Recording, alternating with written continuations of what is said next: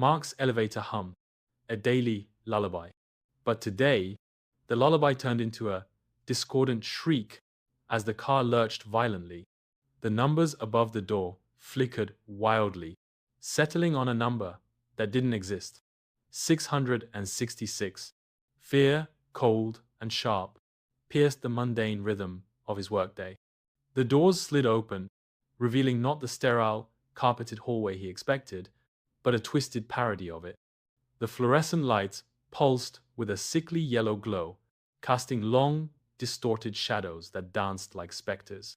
The familiar aroma of polished granite and cheap coffee was replaced by a cloying sweetness, like rotting fruit.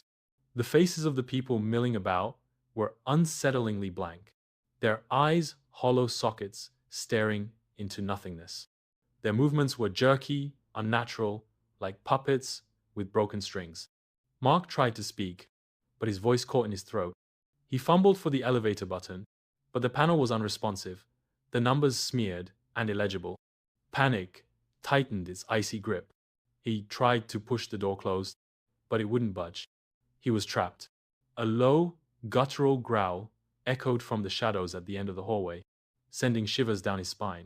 He turned, but saw nothing, just the flickering lights and the blank faces of the people, now seemingly closer, their hollow stares fixed on him.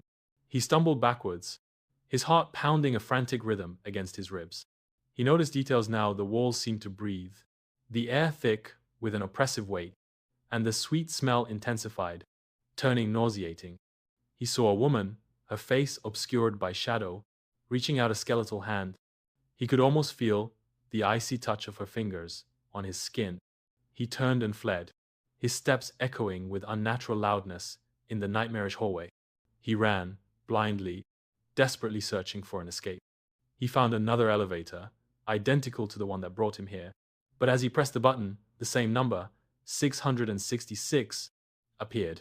He backed away, horror seizing him.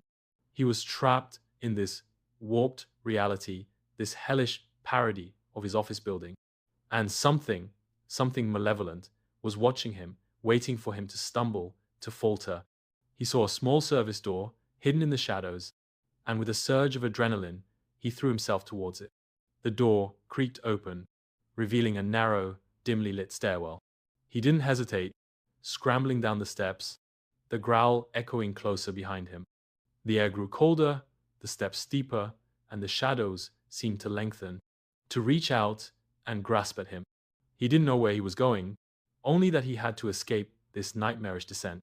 He ran until he collapsed, gasping for breath, onto a concrete floor. He was in a basement, damp and dark, far removed from the sterile elegance of the Zenith Tower. The growling had stopped,